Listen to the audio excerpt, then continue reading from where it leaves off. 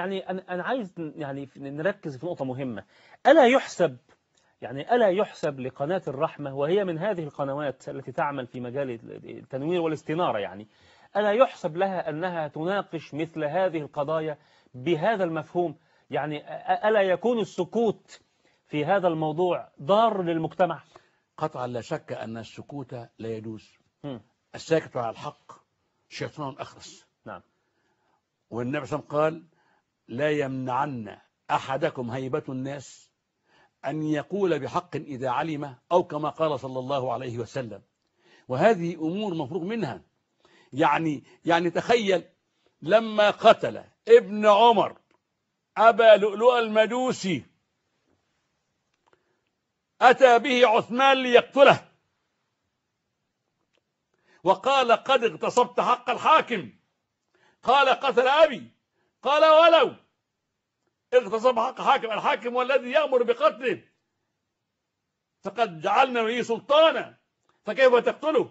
ولولا أن تدخل الإمام علي وقال قتله عندما لم يكن للمسلمين إمام في هذا الوقت. فلما ترافع الإمام علي عنه وقال لم يكن في هذا الوقت اختير خليفة أو انتخب خليفة، من هنا عفى عنه عثمان، ولكنه عندفه وقام بتعزيره. ابن عمر، يعني الحق فوق الجميع. ابن عمر ابن عثمان، الحق فوق الجميع. ويحسب لقناة الرحمة أن تناقش مثل هذه القضايا، يعني مناقشة القضية أولى من السكوت يعني عنها. ما فعلته قناة الرحمة، نرجع بقى لماذا مناقشها، هي تماما كما فعل عثمان رضي الله عنه. نعم. أقول: إن دفن الرأس في الرمال، وإن السكوت على وقوع الأخطاء، وإن الفرار بالصمت ليس من الإسلام في شيء، بل إن مناقشة هذه القضايا ومحاولة تفنيدها ومحاولة بيان الخطأ فيها والصواب فيها ومحاولة حث الناس على الصواب ومحاولة عقاب المذنب ولو بالكلام ولو بالإساءة ولو، هذا هو الإسلام. يعني انصر أخاك ظالما أو مظلوما. لم تكن. نعم أستاذنا. قلنا يا رسول الله نعم. هذا المظلوم فكيف ينصره ظالما؟ قال: تأخذه على يديه فهو نصر له. فكرتني يعني هذا الحديث يرد دائما ونتكلم عنه دائما في قضية الثأر، وذكرتني سبحان الله. وقناة الرحمة أيضا كان لها موقف إيجابي جدا فيما يخص قضية الثأر. تعلم سيادتك أن في صعيد مصر وفي بعض الدول حينما يقتل رجل يأخذون بثأره من أي رجل في العائلة، أو يخصصون أكبر العائلة مقاما أو ما إلى ذلك. يعني يحدث القصاص بدون ولي أمر، حكم ولي أمر، ومن غير الشخص اللي المفروض يقتص منه. وهاتين مخالفتين شرعيتين تستوجب قتل القاتل، على كلام حضرتك من شوية. نعم. لما قلت سيدنا عثمان حكم بكذا. نعم. الرحمة القناة المباركة كان لها موقف في هذا الموضوع، وهذا إن صب فإنما يصب في مصلحة أمن واستقرار الوطن. الله تعالى يقول إيه؟ ومن قتل مظلوما فقد جعلنا لوليه قد سلطان. جعلنا لوليه سلطانا فلا يسرف في القتل إنه كان منصورا. لا بد من سلطان. السلطان لا بد منه. طب نشوف اللي عملته قناة الرحمة في قضية الثأر، ونرجع نتكلم عن الثأر. نشوف قناة الرحمة، نفكر حضراتكم عشان بس احنا بندلل على أننا لم نكن أبدا ضد حد، لم نكن أبدا معادين للنظام، لم نكن أبدا مثيرين للقلاقل، لم نكن أبدا بعيدين عن الحق والصواب. يعني نحن لا نفعل ذلك ابتغاء مرضات الحكومة أو المسؤولين أو ما إلى ذلك. نحن نؤكد على أننا فعلنا كل هذه الأمور في قناة الرحمة. الإدارة كانت حريصة على فعل كل هذه الأمور لمجرد أنها تصب في مصلحة الوطن وبمرضاة الله عز وجل، ولم نكن بعيدين عن الحق والصواب والشرع. نشوف اللي حصل ونرجع لكم على طول.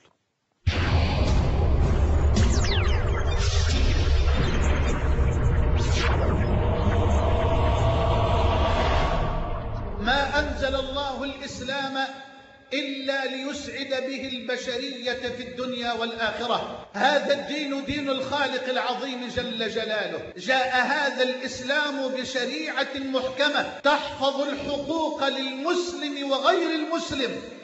فلقد جعل الإسلام القتل كبيرة من أبشع وأشنع الكبائر التي تأتي مباشرة بعد كبيرة الشرك بالله، كما قال سبحانه في صفة عباد الرحمن: والذين لا يدعون مع الله إلها آخر ولا يقتلون النفس التي حرم الله إلا بالحق. ليس من حق أي أحد أن يستبيح حرمة الدماء أو أن يستهين بكبيرة القتل. تدبروا معي هذا الوعيد الشديد الذي لم أرى وعيدا مثله في القرآن الكريم كله. أي تحذير هذا! ومن يقتل مؤمنا متعمدا فجزاؤه جهنم خالدا فيها وغضب الله عليه ولعنه وأعد له عذابا عظيمة. من جهنم! الطعام في النار نار، والشراب في النار نار، حتى الثياب في النار تفصل لهم من النار. أيها القاتل، أيها الآخذ بالثأر من نفسك لنفسك بظلم، هل تقوى على هذا الوعيد؟ أخذ الثأر ليس من حق أي أحد، وإلا لتحول مجتمع المسلمين إلى فوضى، يقتل من شاء ما شاء أو من شاء في الوقت الذي يشاء، ثم يمضي بعد ذلك ليترك الجماعة ممزقة، وليترك المسلمين تغلي مراجل الغل والحقد في صدورهم. وبدل أن يقتل القاتل كما قال الله: ولكم في القصاص حياة يا أولي الألباب، يقتل بريء، يقتل أخو القاتل أو ابن عمه أو ابن خاله أو ولده. لماذا؟ بأي ذنب وبأي شريرة وبأي دين هذا الذي يحركك؟ ألا تعلم أنك بهذه الكبيرة قد تخسر دنياك وأخراك؟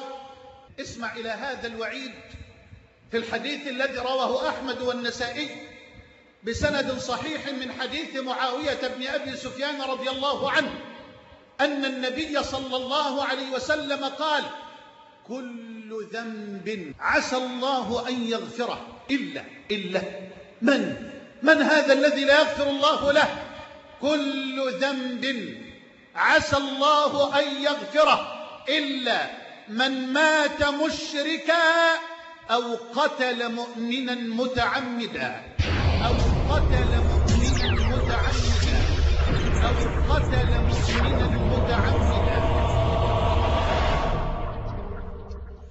سهم اليوم هو سهم للحق، سهم للنور، سهم للرفعة، وسهم لإجلاء الحقيقة، وسهم لاستبيان ما كنا عليه وتجلية الحقيقة، وسهم ليه مولانا؟ تجلية الحقيقة. تجلية الحقيقة، نضيف هذا المعنى الجميل، تجلية الحقيقة أمام الناس، أننا لا نعادي أحدا ولكننا نذكر بأننا كنا دائما على الحق ومع الحق. الشيخ محمد حسان ينتقل إلى محافظة في صعيد مصر ليخطب في الناس في وجود مسؤولين وفي وجود كذا وكذا وكذا. ما هو الدافع وراء هذا الأمر؟ هل يفعل ذلك محاباة لولي الأمر أو محاباة للمسؤولين؟ أبدا. هل يفعل ذلك من أجل مال أو من أجل سمعة أو من أجل سلطة؟ أبدا. إنما فعل ذلك من أجل حقن دماء المسلمين والحفاظ على وحدة الوطن والحفاظ على أمن واستقرار الوطن، وهذا من صميم الدين. ولا مش من صميم الدين يا مولانا؟ نعم، صميم الدين. نعم.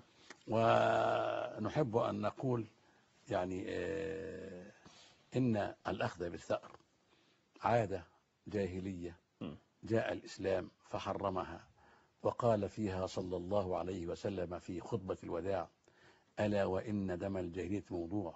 نعم. وبدأ بأول دم من عندهم من قبيلتهم. نعم.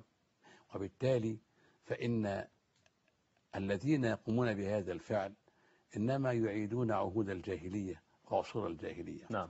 وسواء كان الذي ذهب للصلح الشيخ محمد حسان أو ذهب للصلح غيرهم كثيرون في كل مكان، وأنا حضرت مجال الصلح نعم. لمثل هذه الأمور في أكثر من ربوع مصر، هؤلاء جميعا يسوقهم الله تعالى من أجل أن يصلحوا بين العباد. نعم. من أجل أن يرفعوا غضب الله عن العباد. وإن طائفتان من المؤمنين اقتتلوا فأصلحوا بينهما. نعم. يقول عز من قائل: فإن بغت إحداهما أخرى فقاتلوا تبعت فيها إلى أمر الله فإن فأصلحوا بينهما بالعدل. هذا هو القسط. وبالتالي فإن كل الترحات كل هذه التحركات سواء كانت عن طريق قناة الرحمة والشيخ محمد حسان بارك الله فيه، أو عن طريق الآخرين في كل مكان في ربوع مصر، لا شك أنها شيء مجهود يشكر، والله تعالى له عباد يسوقهم لقضاء حوائج عباده. لكن هو برضه رمز تعبيري عن أننا لم نكن بعيدين عن هموم أمتنا وعن هموم وطننا. نعم. وكل من لم يفعل ذلك فقد جاء في حديث شريف نعم. من لم يهتم بأمر المسلمين فليس منهم. م. بالتالي لابد أن يهتم بأمرهم حتى يكون منهم. وأنا قلت لك إن تحركي في أول كلامي إنما أحمله هم داعية.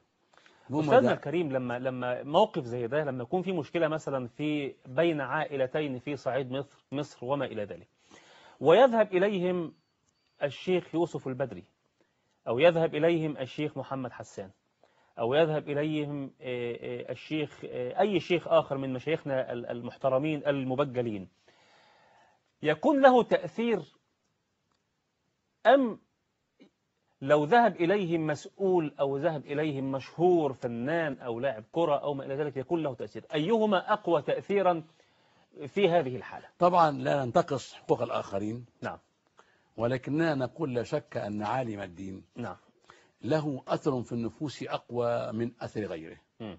وإن الله يعني سبحانه وتعالى يجعل قلوب العباد بين إصبعين يقلبها كيف شاء. نعم. ولا شك أنه نزول عالم يذكر الناس بالله وبعدله وبقضائه ويذكر الناس بمغفرته ورضوانه، لا شك أنه أقوى بكثير مما لو ذكرهم بما بينهم من مودات ومصاهرات وأنهم يعيشون ويأكلون أكلا واحدا، لا شك. ومع ذلك لا ننكر حق الآخرين في أن يقوموا بهذا. نعم، ولكن نقول أقوى تأثيرا، يعني نعم. نحن لا نسلب منهم طبعا. هذا ومع الحق ذلك أبدا. فالأقوى هم علماء الإسلام. نعم. مش لا نقول رجال الدين، ليس في الإسلام علماء دين رجال دين. نعم. في الإسلام علماء دين. نعم. فلو ذهب علماء الدين لا شك أن خطرهم يكونوا أو ثرهم يكونوا أكبر، وتكون الاستجابة سريعة، ويفض الله تلك المشكلات على أيديهم بإذنه سبحانه وتعالى.